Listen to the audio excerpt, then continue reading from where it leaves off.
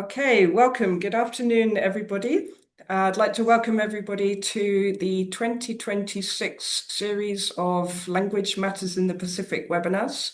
My name's Fiona. I'm the head of linguistics at USP, and we've been running this series for 2 years now. And basically, our aim is to go around different sectors every month and ask why language matters. And we pull together some fantastic speakers from across the region who can come and share with us their expertise in this topic. Now, we have just this year launched a new program in language technology, which is a joint collaboration between ourselves in linguistics and our colleagues in computer science and information systems. So we've decided to start this year with a double bill on language technology. This first session that you are already in will set the scene, and then we'll follow up in April with a more specific session on data sovereignty and ethics within this fast-moving area. So we'll try to put the two sessions together. And for that reason, we have invited our colleague, Dr. Surya Prakash from Computer Science and Information Systems, to be our moderator for this session. So I will hand over to him to run the session. And then the panelists will share a little bit, and then we'll end with Q&A. So audience members, feel free to put questions in the chat as we go along, but there'll be a chance to use your microphone and ask your questions yourself in the final session. Other than that, if you could please keep your microphones muted until you're asked to ask a question, that would just help everyone out with the sound. So with that, I will hand over to Surya, and thank you very much. Thank you, Fiona. Welcome, everyone, and special welcome to our panelists. May I just introduce them? I have my first panelist is Miss Yora Hitatita. The second one, Hitatita is the founder and CEO of eRio. Welcome, and maybe you can talk about your industry or your venture later on, or while you are demonstrating your or giving your demo. The second one is Mr. Stephen Renata, Managing Director, Kiwa Digital. Welcome, sir. And the third one is Miss Teresa Tupola Sorensen, co-founder Pacific Kids Learning.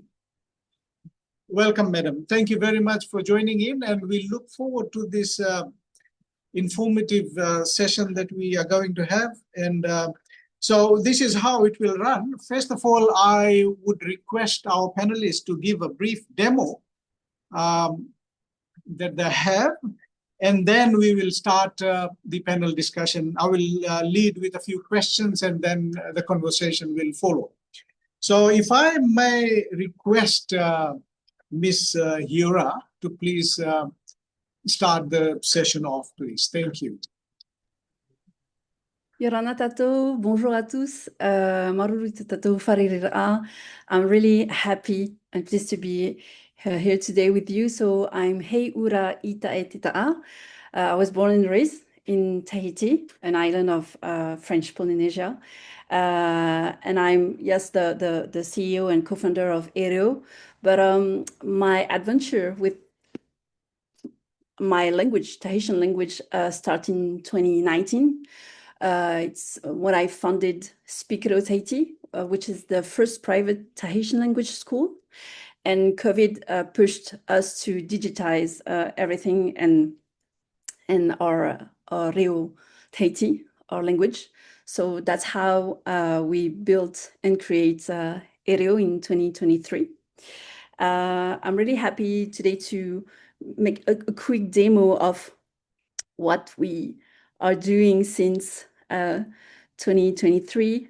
And I just want to share with you a quick video of what we are doing here in Tahiti.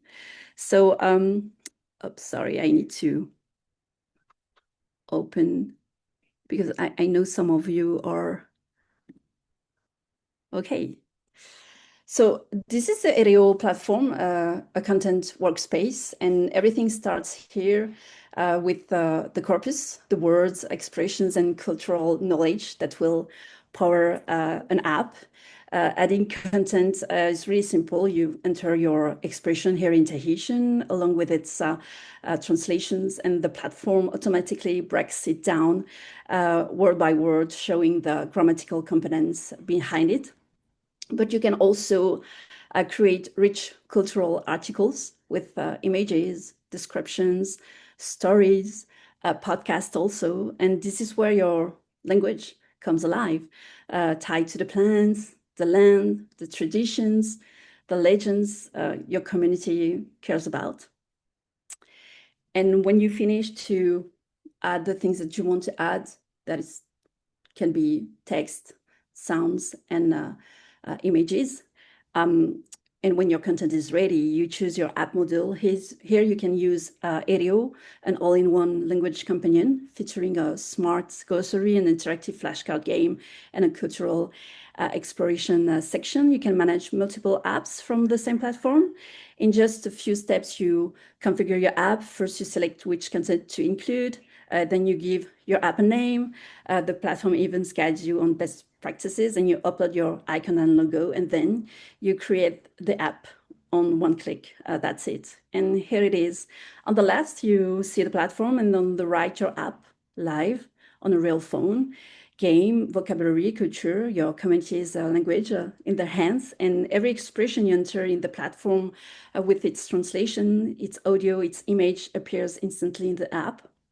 Your elders' voices also, your teachers' knowledge, accessible to learners anytime and anywhere. And the more content you add, the richer the experience. And because it's all connected, every update you make is reflected in the app instantly with no technical step required. This is what the learner sees, an engaging, intuitive game. Listen to the audio, tap the right answer, learning through interaction and learning through play. So when we start creating the platform from scratch here in Tahiti, we really have the expertise and experience with our Tahitian immersive school. And I need to. And right now, we work also with several companies, but also governments, communities. And sorry, I need to change. And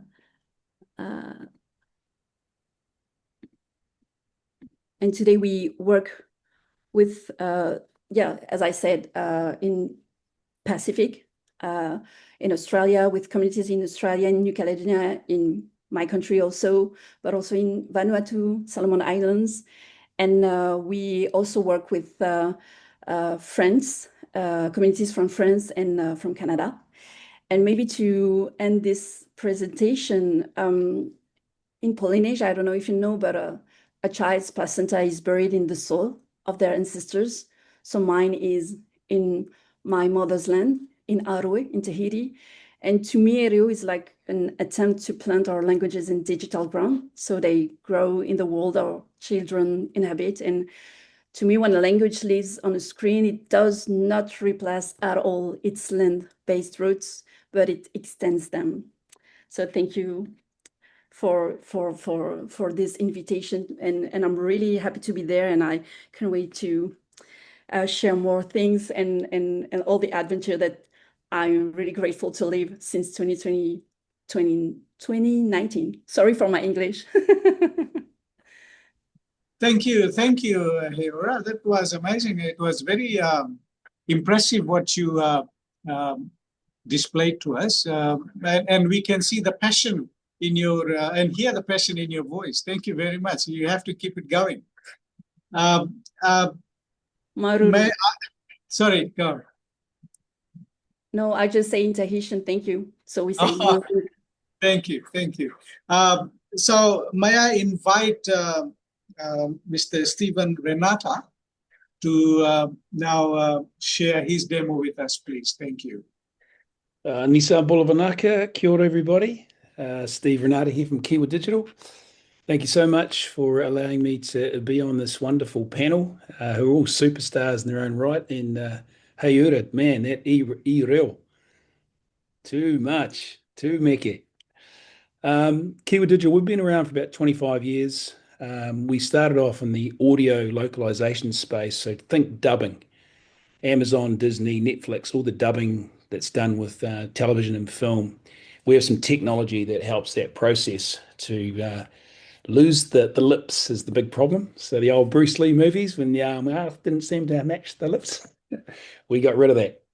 And so we understand audio across all languages at a very, very detailed level. The other side of the company has been in the cultural space, and so we've been building ebooks, apps, immersive apps for 20 years, starting first with Te Reo Māori, of course, being here in Aotearoa.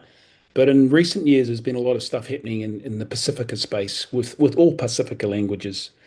And so it's been great to work with different entities. A little bit like Heiura, we've got a pretty broad range of clients. So it's everything from Netflix to most of New Zealand's government agencies, a lot of local authorities, tertiary institutions, and so forth. And I'm actually in Brisbane today. We're about to expand into Australia. And I've just come back from America where we're working with Cherokee Nation. And it's all language culture related. We have a couple of different technology platforms that help us do what we do. Um, uh, in some similarities to the wonderful technology that Aotearoa's got, we have something similar. But what I wanted to do was slightly different, is show you an end product. So I'm jumping straight to the app as opposed to the platform that created it. And this is a special one for us. We're working with the Tongan community here in Aotearoa. And one of the big gaps in the Tongan language is around medical health terms. There are a lot of health terms that just don't have an English equivalent. So we worked with the group here, and I want to give you a quick, just a 90-second snapshot of what does that app actually look and feel like.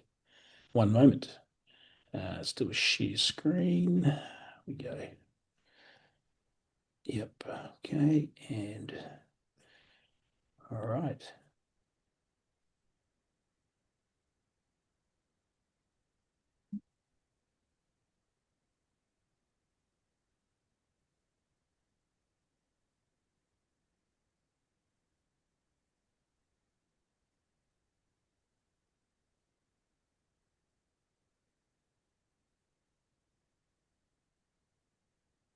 Mafu.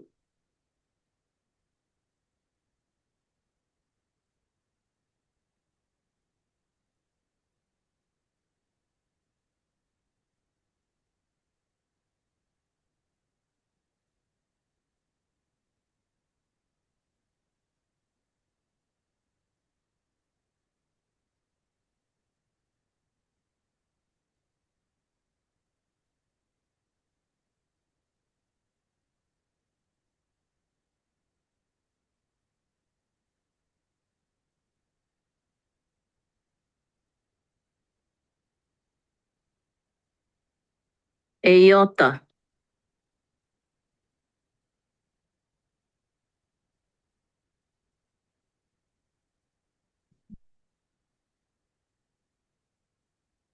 Eyota enulisimi.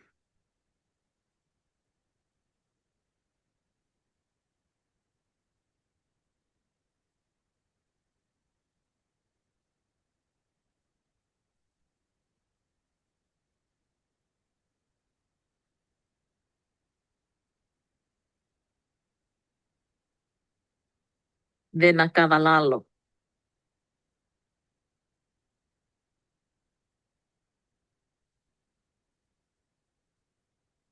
So that's a project that's just recently launched. Because we're talking about health and medical terms, as you can see, there's an incredible amount of detail that relates to that. And when you work in the health sector, you can't afford to get the words wrong. That could actually be a life-changing situation. So a lot of doctors involved in that, linguists involved in that. And then our job was to bring all those assets together and make sure that visually and from an audio linguistic perspective, they were spot on. So a lot of quality control, a little bit boring for those of you that like more creative stuff, but when we're trying to save lives and help our Tongan community feel more respected and listened to in that health situation when they're talking to doctors and nurses and so forth, and also training the doctors and nurses to be more empathetic and culturally appropriate. This is God's work. So really privileged to be part of it. Looking forward to hearing all the wonderful work that's been done by my fellow panelists and, of course, your questions. Kia ora. Thank you very much, Stephen. Probably we'll wait for if the audience, if they have any questions, we'll probably keep a note of that, and we will have time for questions at the end of this seminar. Thank you very much. That was again another good demo, and together with it being interesting, it can mean life and death situation as well, like life-saving app as well. So that's great. May I invite now Miss Teresa Tupola Sorensen of Pacific Kids Learning to share her demo, please. Thank you. Thank you very much. Talofa lava, mahalo lava soifo maua malangi mama, misabula vanaka, and thank you for having me on today's panel. I'm here to talk about Pacific Kids Learning, and so our target audience are our children who are the carriers of our language and the future custodians of our culture. So we have targeted our technology support towards our young people. We specialize in digital storytelling, and we're kind of on a journey to go backwards, to go forwards. And I think we're diving deeper into our Indigenous storytelling practices and considering how we bring that into the digital space. And so Pacific Kids Learning is a Pacific-led social enterprise born out of Aotearoa, New Zealand, but based in New Zealand and Australia. I'd love to share about the work that we do. And I think there's been some great apps that have been shared already by the fellow panelists. I really want to focus maybe on the methodology behind the build. And it's very much community-led. We are a grassroots organization. We started very small and we are still very small, but we're seeing the global interest in our platform, the Pacific Digital Library, which offers stories in 11 Pacific languages plus English. And we've gone back into our Indigenous method of storytelling. So through story, through song, and through dance that has been digitized through the art form of 2D, 3D, and VR animation. I wish I had this type of technology when I was growing up and in school, but we're used through a lot of bilingual units in Aotearoa and a lot of schools in Australia as well now. Instead of me talking about the work, I'm going to hand it over to our animated characters, and they're going to give you a little bit of a holistic description about the work that we do at Pacific Kids Learning. And I hope it works. Okay.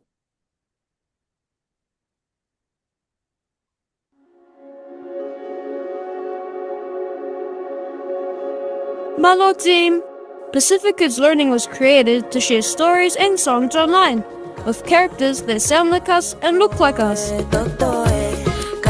We feel proud because our languages, our songs, and our villages come to life on screen. We use cool technology to keep our stories alive. And it's also about learning who we are. Our families, our elders, and our teachers help to make the stories too. That's why everything feels real, like home. PKL shows us that the future can be digital and Pacific. E sui whainga, ai tō mau whaawai. This proverb is something we live and work by. It reminds us that the new flashy tools won't change our ancient traditional knowledge. It's more like a bridge to ancient wisdom. Sometimes that stuff is hard for us kids to understand, but the animations sure do help. Everything that is made by PKL is made together with the community. We mix old stories with new digital technology. Our legends turn into animations and songs online. That's how we keep our culture alive, and us kids love learning this way. We're also learning the technical skills to carry our culture forward, and we play a big part of building this platform. We're the next wave of Pacific creators. We're showing the world what Pacific creativity looks like, using technology with heart and purpose. Malo, kids! At PKL, We produce digital stories and educational content in our Pacific languages. But we don't work alone. Our village, our elders and young people, plus many creatives help to make every story real. Our Pacific Digital Library keeps every story protected. We have a heavy responsibility to safeguard this knowledge, but to also share it safely with the next generation. Our village-centered production model is unique to PKL. It's how we do business while keeping our values and mana at the forefront of every decision. Respectful and meaningful co-design is a big part of this process. When our stories grow, everyone shares in the credit and success. Not every production company works this way, and we're proud to be different.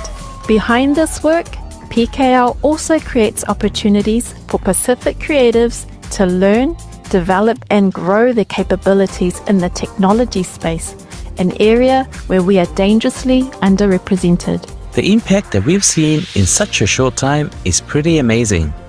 Have a look at these results. The data gives strong evidence of our impact, but what we really like to hear is the true impact on people's lives. Have a listen to this testimony. Genuine, meaningful stories that celebrate our languages and culture. The accessibility, being able to take their learning home or overseas or wherever they are, they can access that, the stories because they are on that digital platform. PKL's next step is to grow into a full Pacific platform for everyone. A place where our stories, songs, and cultures shine across the world.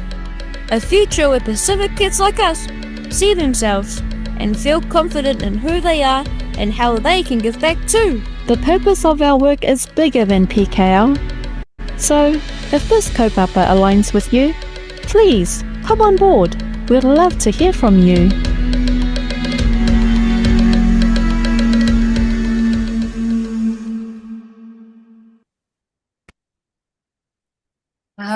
So that's a quick summary. I couldn't have done it in 4 minutes.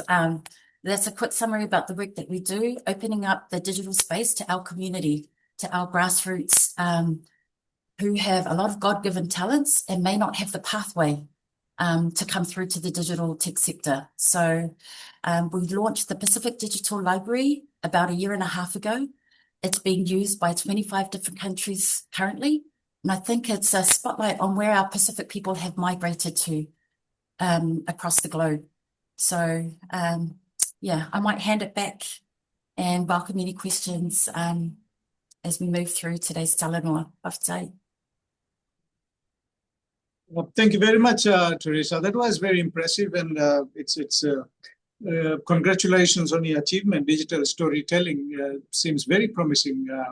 Indeed, and it looks impressive. Good job.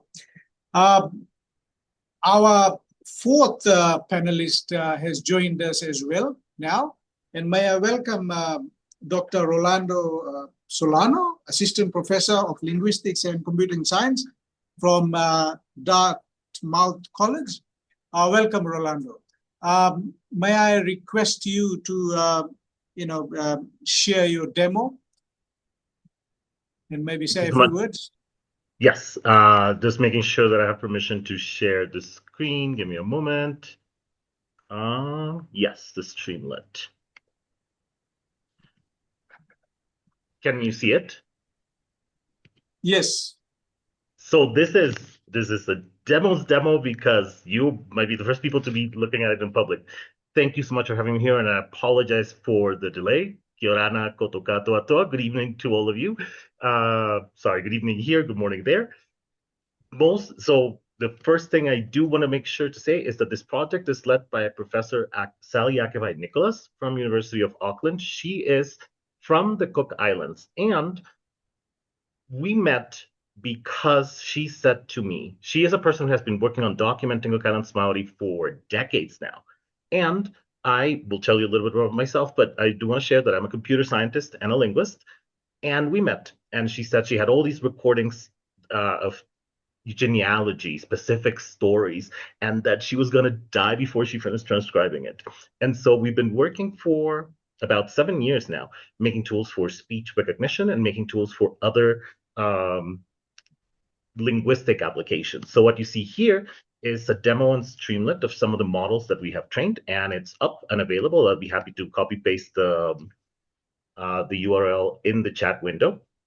So for example, if you go here, you can give it a try later and record yourself saying something like Kia ora na koto ka toa toa, and press transcribe the recording. This will send it to an artificial intelligence model that we have trained using about 5 hours of audio from Cook Islands Maori. This is from conversation, and it can transcribe the language. It is still an experimental phase in that you couldn't yet deploy it for like television subtitles and stuff like this, but we're continuing to train it. We are also collaborating with students from University of French Polynesia to transfer these models onto the Marquesan language. So here we have transcription.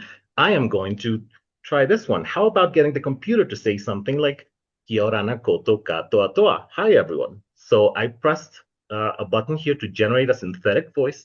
The synthetic voice comes from data from a person called Jean Tekura Mason, who is a knowledge holder from Mauke and Rarotonga. And not only has she been incredibly generous with her time and knowledge, but has also asked us to, if we made a robot voice, for it to be her.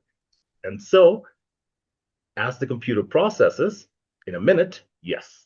Let me make sure that I have, that I'm sharing my audio with you all so that the demo will work. Headphone speakers. I'm gonna play it and you tell me if you can hear it. Could you hear it? No, I couldn't. No. Oh, I will come back to that in a second just to make sure I don't use too much of the time. Go online, give it a try, and you can hear it for yourselves.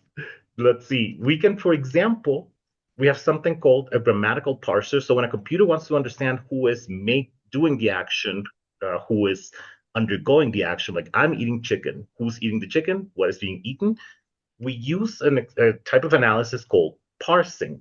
This sentence is, E moeana te kiorenyao. The cat is sleeping. I'm going to ask the computer to tell us what the relationships are between the words. Who is doing the sleeping and what is the cat doing? And while that processes, I will try to see if I can find the audio sharing.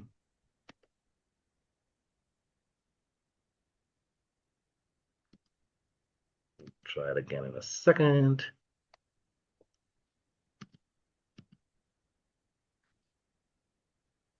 And it's still thinking. So while it thinks, we have a couple of tools that we are in the process of displaying. Spell checking. So all of these, oh, here we go. So the cat is sleeping. The moe is the verb to sleep. It has temporal auxiliary markers. E ana means that it's doing it right now.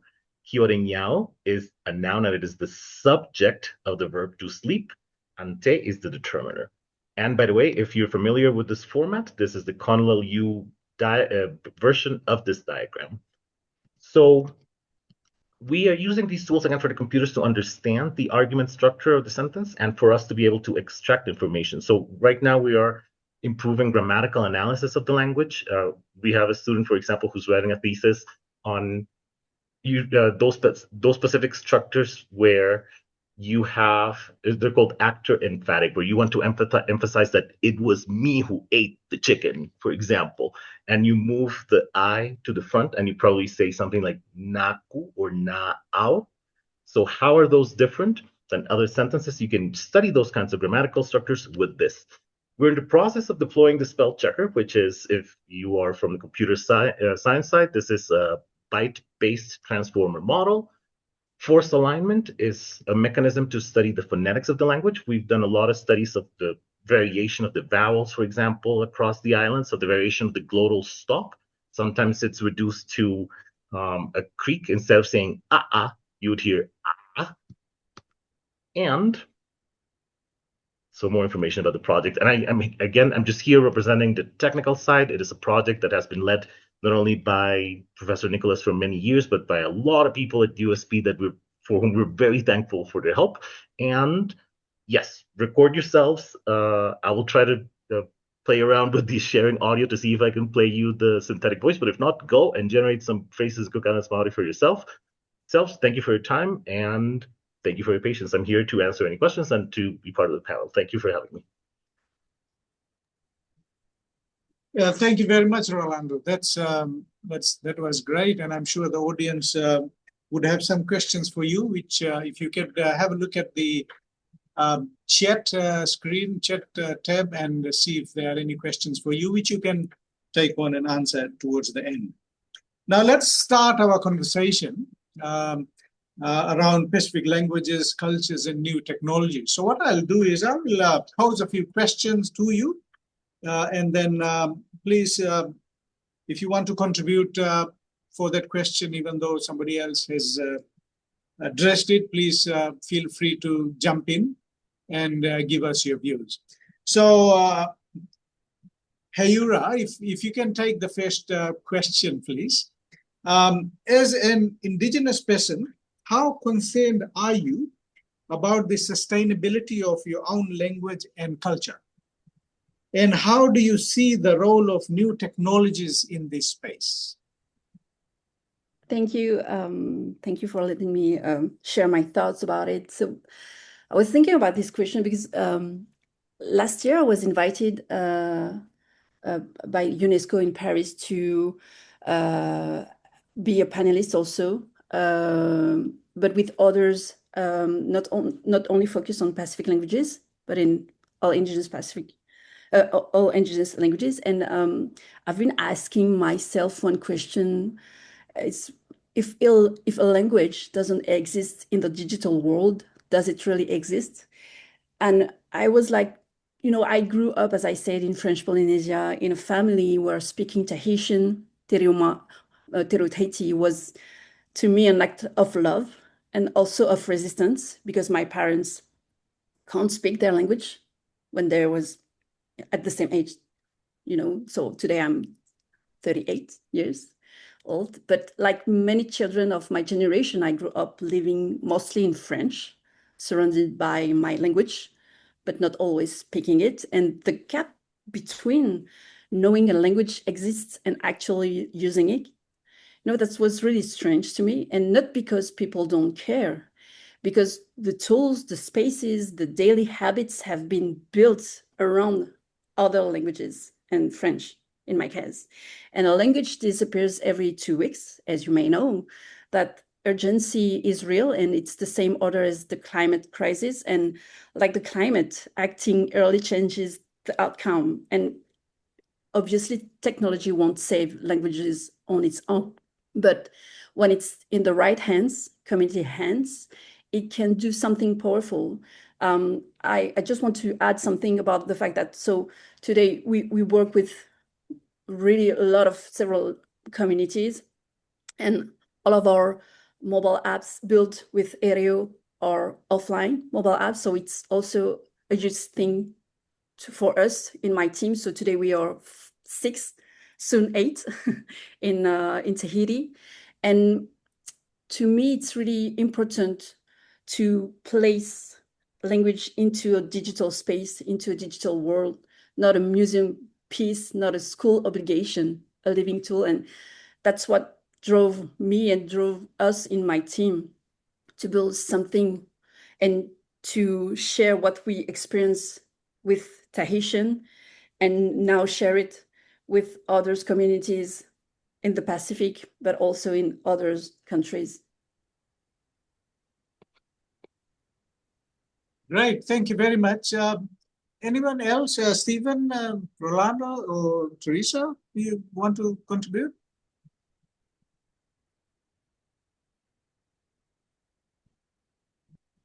No? That's okay. Moving on. Maybe if you want, you can come back. So this question, Stephen, if you can take this, please, and start the conversation on this.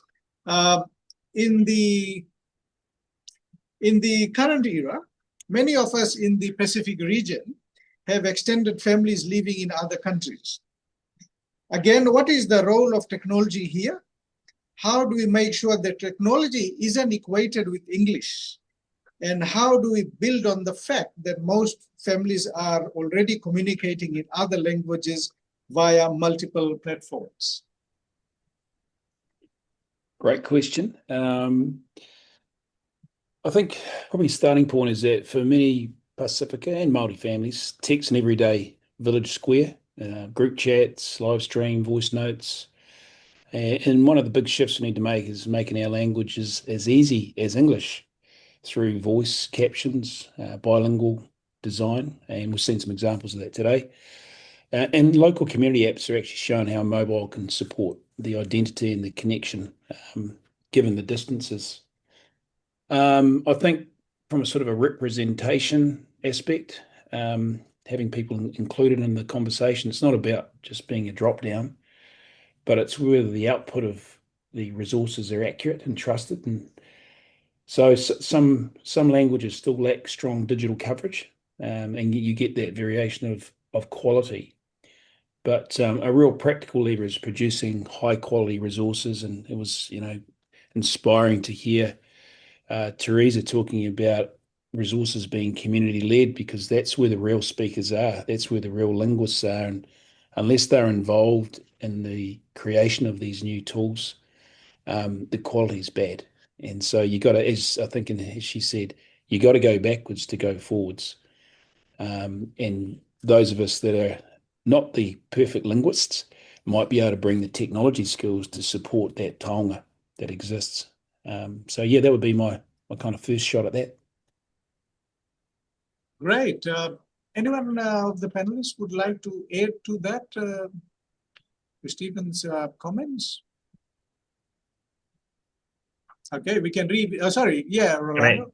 I was just gonna add a little thing that some of the simplest tools do have the most impact. Like, some of these very complex, chat GPT type things, it's going to take a long time before it can be reliably deployed with languages like this. And of course, the priority should be obviously to have people from the community design these tools. But even if they do, it's going to take a while to gather the data to do this. But some of the most impactful things that we can make, predictive keyboards, for example, things that can add and make it so that you can add to this global square where diaspora communities live, so that you can type "I love you" in the language. Like, for so many of these languages, from the macrons, from the okinas, the right symbols are not somewhat easy to reach. And these are applications that are not complicated computationally, but that can have a big impact on things like maintenance of the language, extending it to other domains of usage in a way that these sophisticated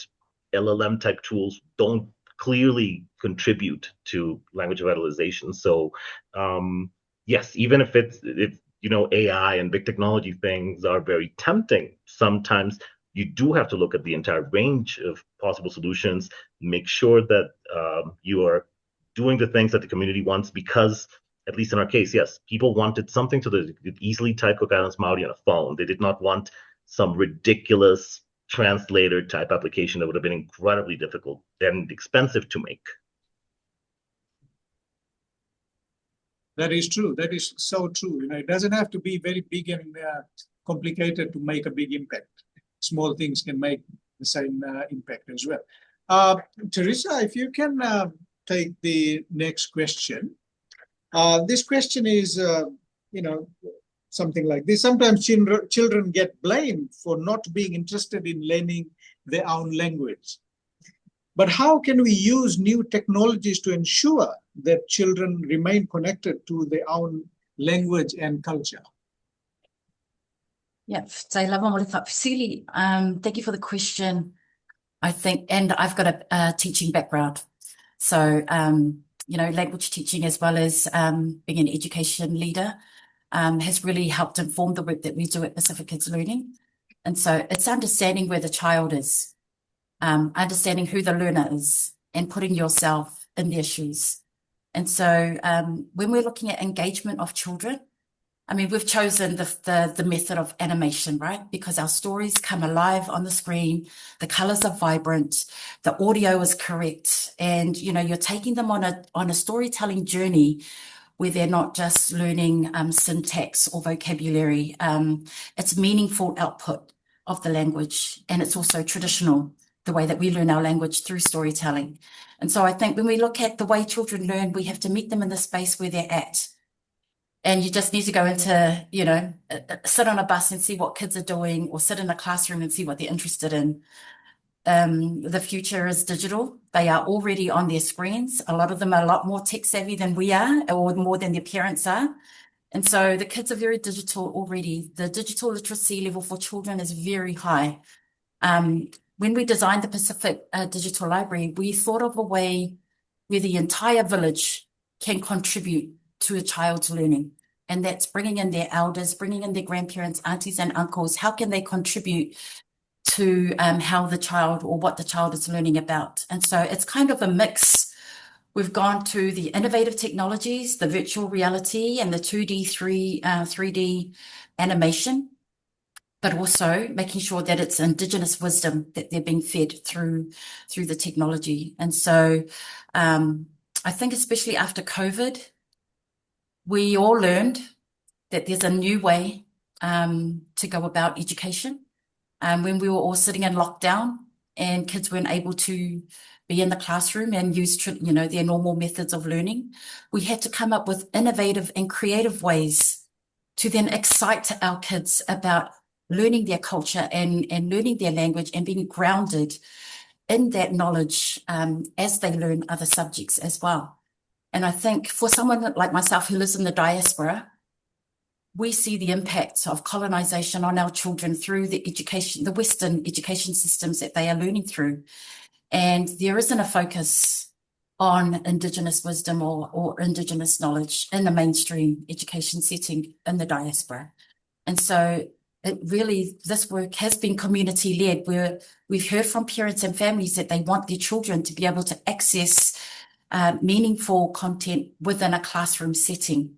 And so, I think we're just all about making sure that kids can feel excited about learning their language and culture when the technology space is very noisy. Social media is distracting, and there's a lot of messages there that are not promoting the beauty of our cultures and our language. So I think it really is up to community to lead the way, to redirect our children back to their Indigenous ways of living, their ways of knowing and being and serving their community. And so, I think there's a lot that we can learn from our kids as well. It's not just one-sided where we're, feeding them all this information. Our children can teach us a lot too. So, we love to have kids involved in creating content as well.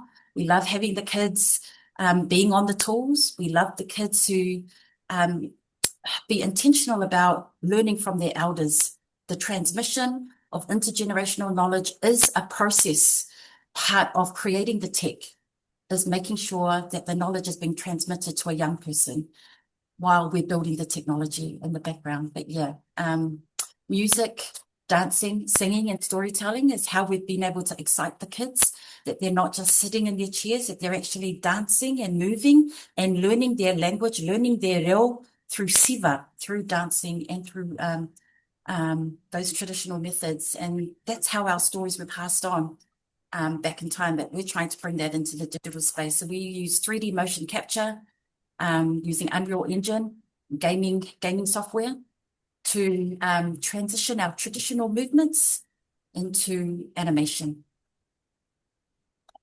It's a little bit about how we engage our kids.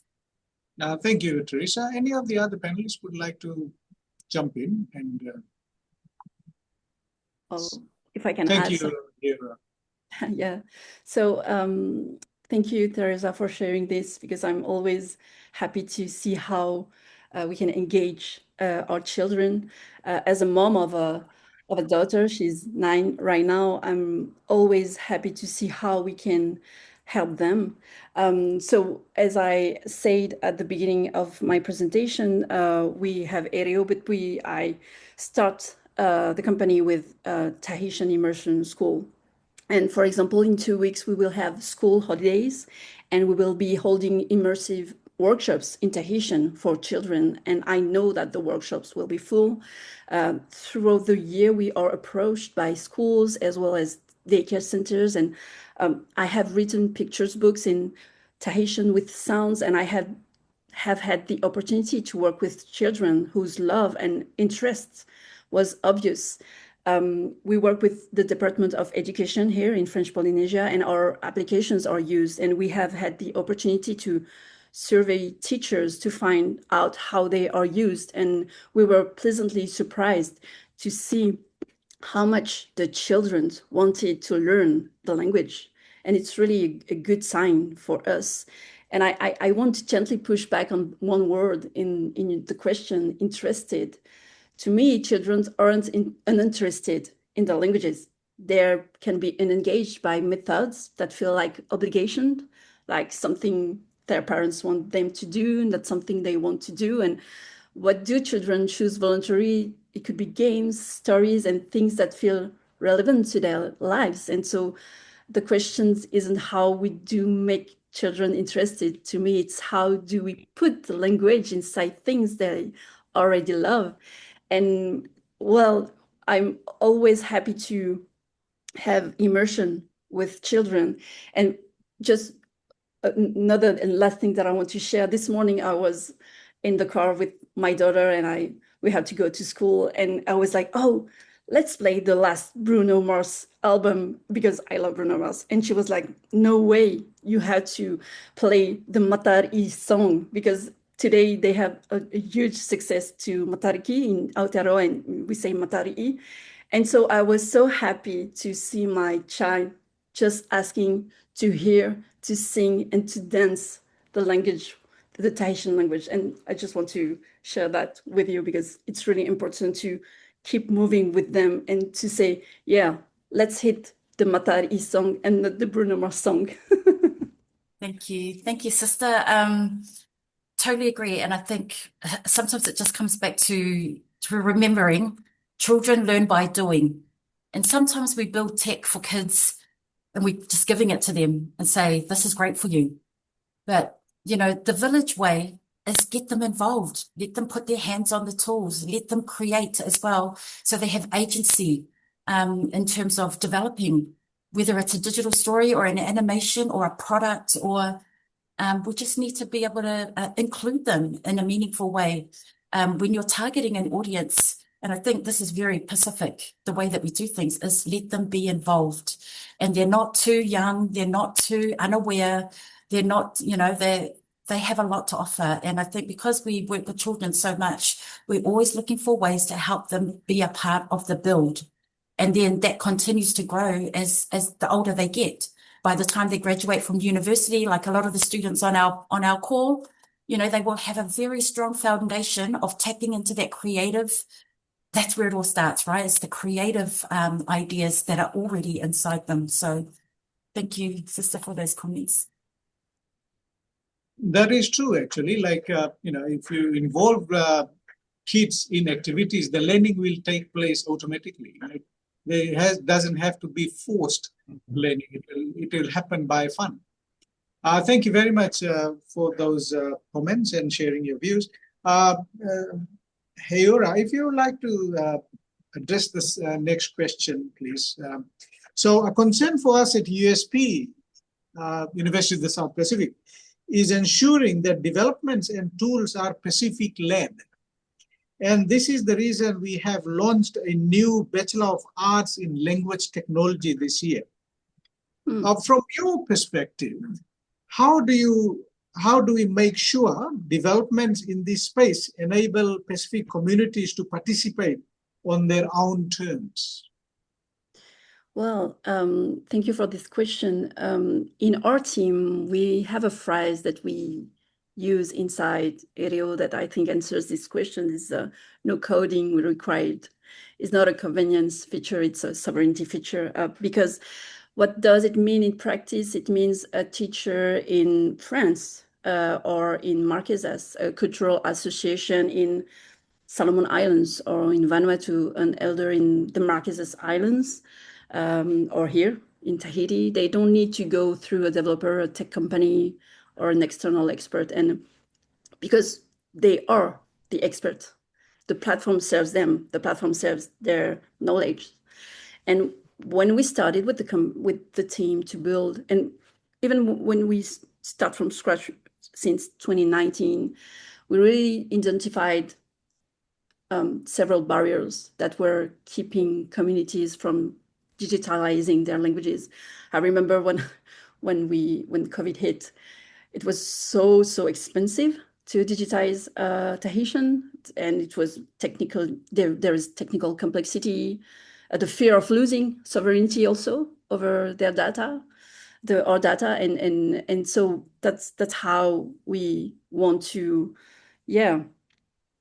not resolve the problem, but to share our experience with our school to the digital space.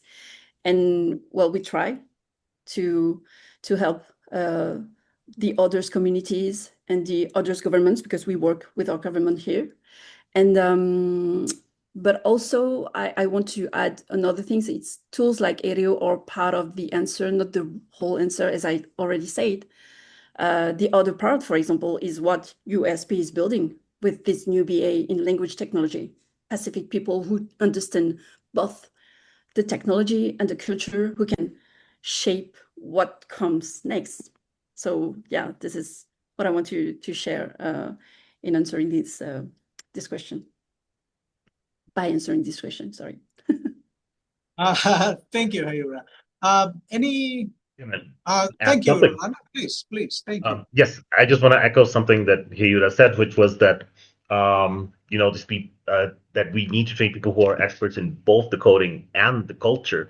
This is I'm really happy that USP is having this program, because we need many more people who are Pacific programmers. I mean, in linguistics, for example, in the last 40 years or so, there has been a big movement to try to incorporate members of the communities into linguistic work, and that has changed a lot of how we conceptualize linguistics. Computer science is very far behind, I have to say. In CS, you have to see the terrible things that sometimes are said in computer conferences about how languages work, about how, if they just translate it into English, everything will be fine. So we really do need engineers that understand the massive importance of making tools that understand these languages, and also keeping the data sovereignty, the decisions about this design of these tools within the community.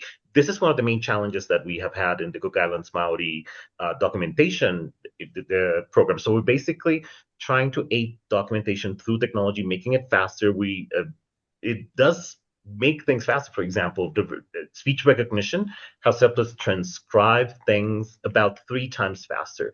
Hayura, do you know? I'd love to talk to you later. Do you know someone called Marie Curie, who is from the Marquesas? Marie Curie. Yes, she is a machine for transcribing these things. So she's made a speech recognition model for Marquesa, and yes, her results are that it's like using technology makes things about 3 times quicker. But this is, yes, a Polynesian person developing something out of a need that they have. And I'm very much looking forward to seeing the effect that community members from the Pacific will have on computer science itself, because for linguistics, it's been very transformative. And for computer science, it must be. So I'm very much looking forward to what the engineers who are in this program are going to build, and the next tools they're going to be making. Thank you very much. Wow. We are going good on time. So, Stephen, if I may request you to take the next question, please. So for our students and graduates listening in, what are the realistic job opportunities in this sector? This may be for software developers who are interested in language and culture, but it may also be for artists, writers, voice actors, and so on, who may see opportunities on the periphery of tech science. What are your views on this, Steve? Yes, jobs. One of the most important things that we can focus on is companies, providers in this space.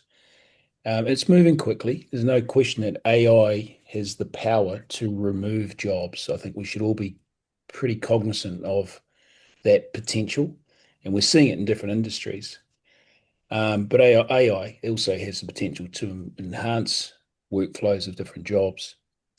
If I sort of step back from the digital sector a little bit, you could argue that at the heart of technology and digital is the developers, those people that do amazing coding. And I'm not one of those people, by the way, the utmost respect.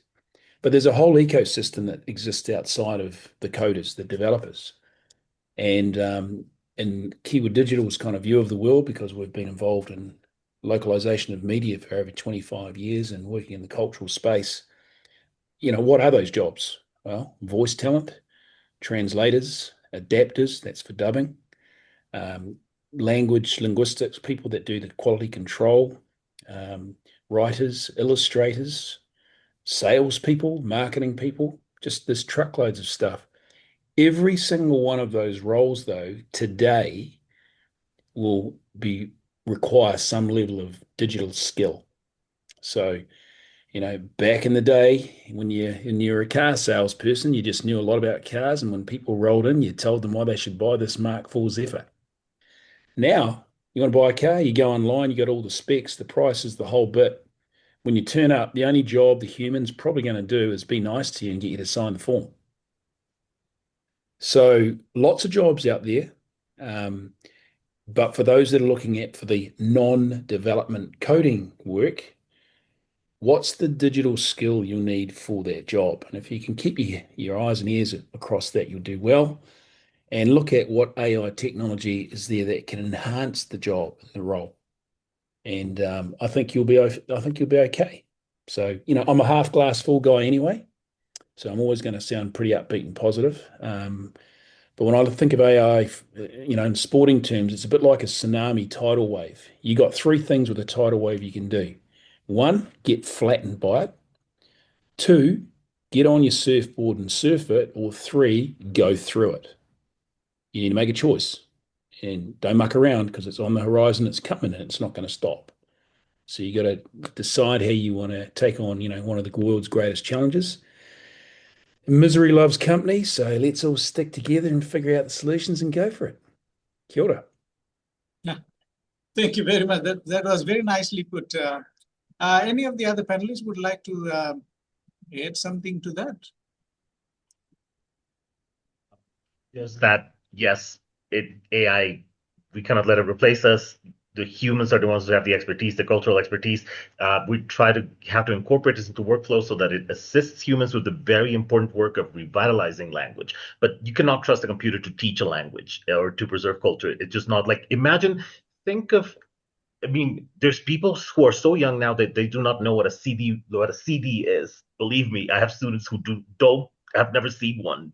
Like, CDs, people, if you ask them 20 years ago, what would save an indigenous language? They were like, put it on a CD. And now how many CDs are molding in your house? Like, in 20 years, it's going to be the same. These computer models knowing a language is not going to help at all. What we need is for them to aid humans and make the work easier for them so that they can focus their attention on the right places. There's a lot of problems with AI. That's why you didn't get started with that. But I believe that it when used in specific interventions and specific workflows, it can be a lot of help in the work that we're doing. That is so true. Everybody like Stephen and you said that AI is a good tool to know, but too much dependency on it is not going to help us. We need to do things ourselves and train it with correct data, because it can give incorrect results as well. It's just a machine. So thank you very much for that. The next question, Hayora and Stephen, if you want, or anybody else for that matter. This is the flip side. The flip side of these economic opportunities is that we may feel like we are selling our languages and cultures to tech giants. How do we ensure that our data is used to serve the needs of our own communities rather than being used for commercial gain in inappropriate ways?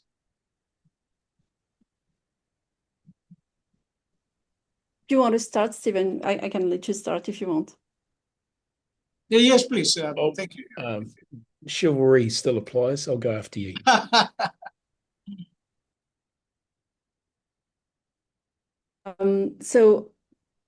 This concern is legitimate, and I want to be honest about it, not just reassuring, because every time that I had to make a demo or just to present Aereo, this is the first question that we have from communities.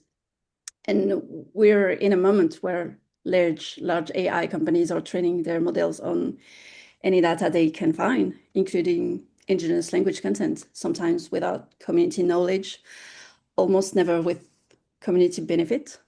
That's a real risk, and it's not hypothetical. And in our team, we made a deliberate choice. So we built an infrastructure, not a content aggregator, and communities, well, they have a license, but everything they create, the words, the audio, the cultural articles, the others' voices, belongs to them, not to us. And we are really, really strict in our legal parts with it. There's a specific clause in our model, and I think we have to do that also, about the fact that communities can export all their data at any time, so everything, and take it elsewhere. No lock-in, no hosted content. And to us, it was really important to have that, because we are from, we have all languages, our indigenous languages, and all the things that we provide to others, we start to provide to us at the beginning. And so we were like, okay, we really need to be strict and to have this clause, and to be sure that all the benefits belongs to the community, and to be sure that all the things that you have to create or they want to create belongs to them and never to us. Stephen? Yeah, totally agree. It's always fair to ask, who's going to profit when language becomes data or content? And the risk, of course, is the extraction at the fault of the community that's provided it. And so I don't think it's a perfect answer here, because the world's pretty brutal. But the approaches that will get you in the right space and serve the communities better is just considering governed and fair agreements, always consent, of course, purpose limits, attribution, revenue sharing or licensing where it's appropriate, and the investment back into the community capability and jobs, which all of that means you need to talk to the communities that have offered or provided the assets to start with. So it starts with the community or the linguistic groups, and then you work from there. That usually will mean, for anybody that's in a modern technology company, quite a lot of consultation, a lot more than you would do in a non-Māori Pacifica environment, but that consultation is the gold. That's where you get the buy-in, the consent, and a situation that will be sustainable and with generations to come. So, yeah. Yeah. And that takes us to the question on data security. Rolando, maybe you can take this one. We are all concerned about data security. So what steps do you take, or should companies take, to ensure that language and cultural data is stored securely or protected within the bounds of what you feel is appropriate? What a question. I will very briefly explain what we do and then provide an example of a tool that we do not develop because the community has asked us not to do so. So for example, for the speech recognition, we have recordings that different teams do in the Cook Islands. Those are stored in secured servers at University of Auckland, which are controlled by Professor Nicholas. The data is transferred and processed at servers at Dartmouth, and we do have a contract to regulate that we cannot exploit the data for things that we haven't been allowed. We have a healthy relationship in that we only develop computer tools that the community, that Professor Nicholas or someone in Cook Islands asks for. We don't develop things that we have not been asked for. And one that we are not allowed to do is machine translation. So we technically could train machine translation models to go from English to Cook Islands Maori, but Professor Nicholas and our collaborators feel that we shouldn't do it for two reasons. One, it would make people over dependent on the computer. Like, even for going and asking, how are you doing? They would go and ask the translation model. And even people who know the language and speak the language would begin to feel like they would begin to give the computer an authority that the computer has not earned. The computer is very dumb in every case, but for this one, we do not yet have the massive data to make it a reliable machine translation tool. It would be an experimental tool. So people would be confused and think that the computer knows better and then begin to doubt their own reasons. And that is something that would be incredibly detrimental from deploying a tool like this. So number one. And number two, yes, as we mentioned, we do not have the data yet to provide a reliable tool. We don't want to make the error that computer companies do, like releasing an entity into the world that not only takes away from speakers of indigenous languages, but now pretends that it's the speaker of indigenous language and puts trash out there, just like many LLMs do. That is incredibly disrespectful. And so that is one tool that, because of data security and because of the wishes of the community, we are not going to develop yet. So those are the kinds of consultation processes that we do, but there are many ways in which there needs to be a lot of coordination with outside things. For example, the GPU processing power to make these models. Like for the example, for the Marquesan model, we trained it on the Dharma servers under the understanding that this data belonged to Marie and that only Marie determines what's going to happen to this data. So yes, a lot of collaboration. These things are still very expensive. Not many communities that necessarily can buy huge amounts of GPU time. So this is something that needs to be done very carefully, very consciously. And again, computer scientists need to be better trained on this, because for computer scientists, data is just data. You just dump it into the thing and out comes magic. And we need to be better at this, particularly with the upcoming generations of CS students. Agreed. That's where the ethics part of things kick in as to what we should and shouldn't do. Thank you very much, Orlando. Anyone else would like to comment on the data security side of things? No? I'd like to just share quickly is that there's a lot of noise around data sovereignty. If you talk to the Cherokee Nation in the States, they talk about narrative sovereignty as well from a media perspective. Again, I think it's a little bit about front-footing it. It's like, okay, how do we take ownership of the issue as Indigenous people, Pacifica, Māori, whatever it might be, and starting off is being clear on the terminology. So when we talk about data sovereignty, what are we actually talking about? What is the definition of data? And usually for Indigenous, it's a little different than non-Indigenous. When we talk about sovereignty, what actually are we talking about? When we take those two words unpacked and then we talk about technology, what exactly are we talking about? And in the many forums that I've been in, the many consultations, the closer that we've got to the community to have these conversations, the more confused people are. So for those, particularly our young students, the future generation, the brainy ones, in your endeavours to make technology something that we're proud of and it's safe, is think about the terminology we use as digital technology savvy people, and we move into older generations, making sure that they truly understand what the hell you're talking about. Because often with best intentions, it's just a slip of a word that uncle or auntie, kaumatua kuia, they heard you, but they didn't quite understand it exactly as you did. And we know from, decades of te tiriti or waitangi conversations, how one word can change the difference of the outcome. And so in whatever you're doing to keep having the talanoa, the kōrero about data sovereignty, is always check at the start, are we all talking about the same thing? And just triple check that. And I think in carpentry terms, we would say, measure twice, cut once.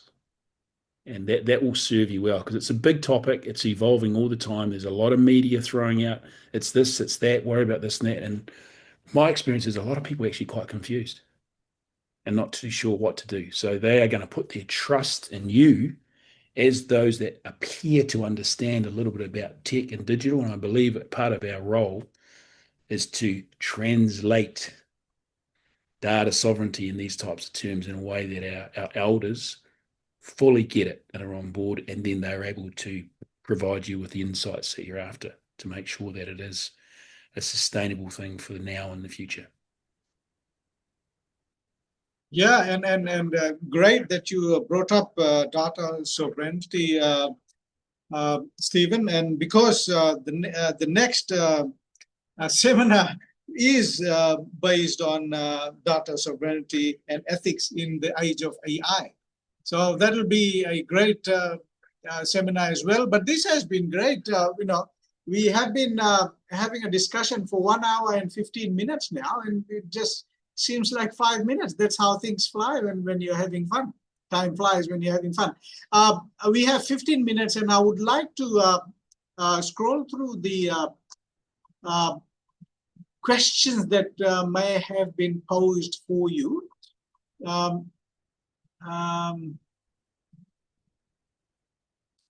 Sorry. So, but basically, what I can see now is, just a question that pops in my mind, and the question is, how effective can we convince the present generation that language is important, and how technology can help us to be innovative to our awareness? Thank you, Rani, for that question. John, Rani. Anyone would like to take that? Yeah, I can jump in, especially because we focus on our younger generation, and I've had a little skim of the questions in the chat, so maybe I can try and address a couple of those. But if I can talk a little bit about the Pacific Digital Library, and I'm just going to put the link in the chat for those who might be curious about this. When we first started digitizing Indigenous stories, we were obviously using YouTube.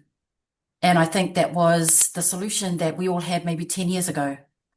And especially important for our emerging leaders who are studying, at USP.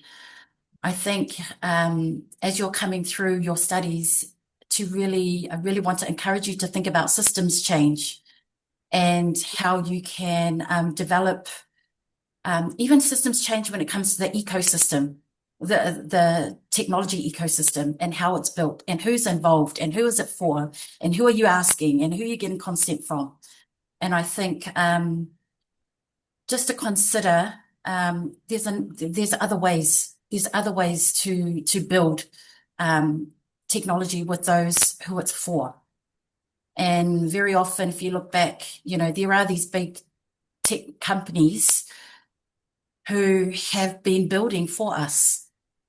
And, those times need to change. And I think when we look at you coming through USP, is what can you develop in terms of systems change to adjust that. And I shared the link for the Pacific Digital Library. None of our stories are created by or generated by AI. And it's a tension that we feel at the moment because AI can create things so quickly, right? It's a shortcut, quick fix, quick images, and none of our images are created from AI. None of our songs are created from AI. We've gone back to community to ask them for authentic, non-AI generated stories and songs that we pass down from their elders. And I think we sometimes have to fight against the big machines in our own way, even in our own small way. And Pacific Kids Learning, we're a social enterprise. We are mother founded. We are founded by 3 mums who wanted to make sure that their kids were fed and nurtured the stories of their ancestors in a way that we can be proud of. And so I think you can design a system that rewards people with revenue, that allows them to keep the IP of their stories, that allows everybody to celebrate the build together collectively, rather than it's owned by this person and that person. It's owned by the village. It's owned by the people who've created it. And we may have created this library now, but I'm looking at the young people at USP to create even better models, even better frameworks that acknowledge our people in the Pacific, who who hold wisdom. And perhaps it's not the big tech giants that we should look at, it's yourselves. It's yourselves to tap into your own creativity and build those for our kids coming up. So yeah, I just wanted to share that because I could see a few of the comments in the chat questioning AI's role in our Pacific music, in our Pacific songs. And it's scary, it's disheartening for those of us who are culturalists, who are trying to hold on to our Indigenous ways of knowing. And I think it's up to us to make sure that we create platforms, we create systems that ensure that integrity and authenticity is in place when we're building tech alongside those things. Malo. May I add something very quickly? Yep, thank you. Just to reinforce that point, I was once presenting these tools to a group of Pacific students in the US, and one of them went right to the heart of the matter. Is like, why should we use all this AI if Pacific Islands are the ones that are going to be affected first by the climate change that's driven by all these data centers, by the environmental issues that AI brings. And one thing that we've tried to be careful about in the project is using the smallest possible models to train these things, the most economical models. So you might remember in the demo that it took a little while for the things to be generated. It's because we're trying to use the most environmentally friendly and economically cheapest way of generating them. We're not using the GPUs for like what we call inference, the final stage. And we try to be as conscious as possible about energy expenditure, about the model sizes that we use. And it's also something that as budding computer scientists, you will have to think of what is the impact of these tools on your immediate environment, and whether developing some of these tools might or might not be worth it. For some of the technology, sitting next to a grandma, to a kuya, will be the best way of learning a language. Maybe a computer is not the solution for what we need. So every step of the way, try to think of whether what you're going to do would be the most helpful thing that you could do for your projects. Rolando, would you like to comment on the intellectual property rights concerning these developments that are being done? So, I mean, let's see, step by step. So the raw data itself is kept archived into an archive called Paradisec, and it's not publicly available except with permission from Professor Nicholas. And this is so that big computer companies cannot take it to train on them without something coming back to the community. So, for example, the training data for the audio, for the training of the parsing, the grammatical analysis, there is a whole lot of training data that needs to be generated. This is done by hand. It's quite expensive and it takes time. All of that is locked away in the secure servers, and it's not shared publicly unless someone wants to. So we have cooperated with a linguist from Hawaiian whom we made a similar tool for Hawaiian because they're doing they're Hawaiian, Kanaka Maoli, they're doing a PhD in Hawaiian grammar. They needed the tool, and so like Professor Nicholas gave permission to use the training data to make a similar model for Hawaiian. So right now, if like the raw training model, you would need permission to access it. And if someone wants to do it, by all means, I recommend writing Professor Nicholas because she's very interested in cooperating with obviously Pacific communities and programmers. As for the models themselves, while they're not publicly downloadable, we're trying to get them to at least be publicly usable with this type of tool. And we still need to develop it. We need to test it better. Even the interface, it needs specific colors. Like what I showed you there is the very first version of the website, but we need to make it look, feel Pacific. We're not at that stage yet. Hopefully we'll be there in the near future. The usage of the models we envision as a public good so that people in the Cook Islands can see this, so that children there who might want to be computer programmers know that the language has its space in artificial intelligence. That's our main goal of releasing these, not so that people who are outside of the community will use it.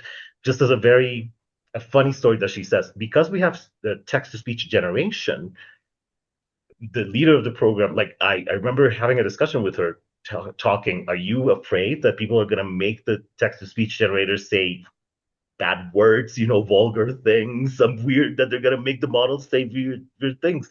because the situation with language is so critical in islands like Rarotonga, she said that if kids ever use this to like be silly, my life's work would be complete. There's a lot of things that we need to do right away, and one of them is to get these models to the community for them to know that technology and Cook Islands Maori belong together, do work together. So the usage of the models is going to be public. The models themselves are going to be available with permission. The raw data is locked until someone explicitly asks for it, and then it would be like the benefits of sharing it will be evaluated. Is that kind of what you were asking? Yes, thank you. Yeah.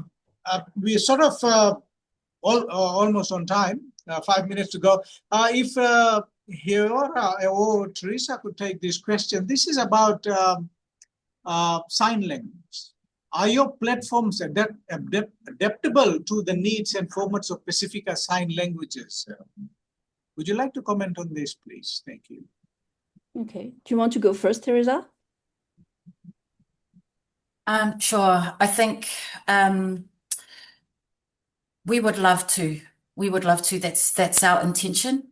As a social enterprise, I think our first goal was to get the lights on for our platform. And, just to kind of address the work that's done in the digital space, we all know there is a financial barrier for our Pacific people, a very large financial barrier for us. And so, yeah, as some of the panelists have commented, sometimes you have to make some financial decisions around how you create this work. But a year and a half ago, we launched the Pacific Digital Library as a social enterprise. Any revenue goes back into making more stories for the children. We have been asked previously if we can adapt it for sign language, and it's definitely something that we are in our 5-year plan. And because they are videos, they are quite easily adaptable. So it's definitely something that we want to do. And looking forward to doing that in the future. Mahalo. So before answering this question, I just want to add in our chat contacts so we can stay in touch and keep in touch after this webinar. So thank you for this question, because when we design language spaces on our platform, one of our core principles is adaptability to the specific structure of each language. This means that when community creates its own space, we can customize elements such as the alphabet, the keyboard, and also the writing system to match the linguistic reality of that language. For example, recently we worked with a Chinese community for a language, a dialect named Hakka, and they have an app called Gong Hakka. And Hakka uses a completely different writing system from the Latin alphabet. And so the platform was adapted to accommodate those linguistic features. Like Teresa, we don't actually provide for others, like for deaf people, but when it comes to sign languages, the approach will be similar. But as she said, with an even stronger emphasis on visual and video-based content.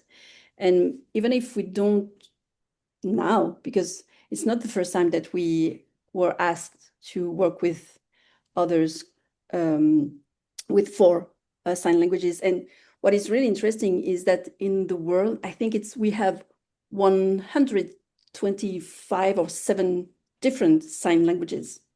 We don't have just one. And so I would love to work with that.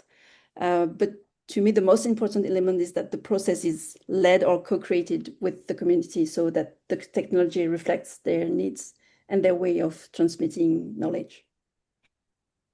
Thank you very much. And I think, sorry. Let me add something real quick to that. Yeah, sure.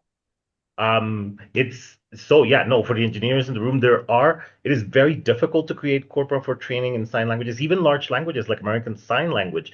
They do their performance for machine translation of American Sign Language into English, for example, is pretty much the same as with an indigenous language. There's so little data out there. So yeah, no, if there's engineers in the chat group who want to work with sign languages, it's an incredibly, like, it's a budding field. There's a lot of research on how to do this. Don't let the challenges scare you away from it. It's a really, really necessary thing that we have for expanding natural language processing and its usability by, accessibility by all kinds of people. Sorry. Thank you very much, Rolando. And just for the audience and the panelists, Stephen had to leave because he had to do something urgently at 5:30 sharp. And I thank him. Sorry, he left and I couldn't thank him. I thank him and I thank you all for an amazing talanoa session that we had on Pacific languages, cultures, and new technologies. And it is nice to see such good work is being done. And I myself, I would like to apologize for mispronouncing your name, especially Heora. Maybe we need an app for that as well. You need to learn Tahitian. So yes, I need an app. I need an app. Yeah. Thank you very much. And audience, looking forward to seeing you in the next seminar series. Thank you very much, and a very good afternoon to you all. Goodbye. Bye-bye. Thank you so much. Thank you.